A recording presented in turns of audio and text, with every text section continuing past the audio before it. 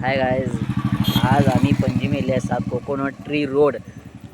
ते हो प्लेस असा की असो डियर जिंदगी पिक्चरच्या शूटिंग जाल्लो रोड आसा. हे पळय दाखयता हे पळय.